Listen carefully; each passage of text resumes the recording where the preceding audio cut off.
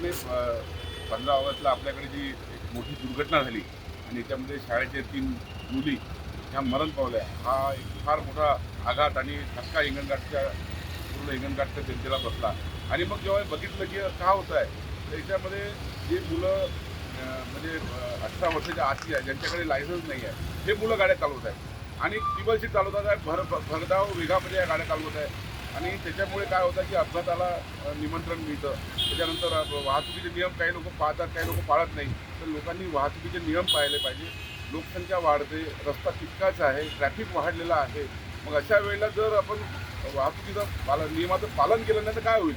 आणि हे जे मुलं आहेत ज्यांना वाहतूक छोट्या गाड्या द्यायला पाहिजे, पण ह्या बाईक पण सुद्धा चालवतात, हे रॅश ड्रायव्हिंग करतात, हे होऊ नये म्हणून पोलीस विभागाने एक चांगली मोहीम हाती घेतलेली आहे. आणि चौकामध्ये राहून लोकांना या संदर्भामध्ये अवेअर करत आहे, त्यांचे कागदपत्र तपासत आहे आणि हे मोहीम सुरू आहे.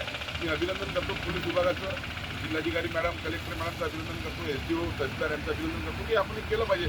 आणि जनतेला आवाहन करतो की लहान मुलांना मोठ्या गाड्या देऊ नका आणि मुलांना लहान गाड्या देऊ नका, त्यामुळे अपघात होतात. त्यांनी वाहतुकीचे नियम पाळले पाहिजे, हे आवाहन मी सर्व जनतेला करतो. आणि पोलीस विभाग ही कारवाई करत आहे. काही लोकांना त्रास झाला असेल किंवा होत आहे, पण हे आपल्या भल्यासाठी आहे, आपल्या मुलांच्या भल्यासाठी आहे, हिंगणघाट जनतेच्यासाठी आहे. हे सर्वांनी याची नोंद घ्यावी अशी माझी विनंती आहे. लोकशाही मराठी ऐका, पहा, जागरूक रहा.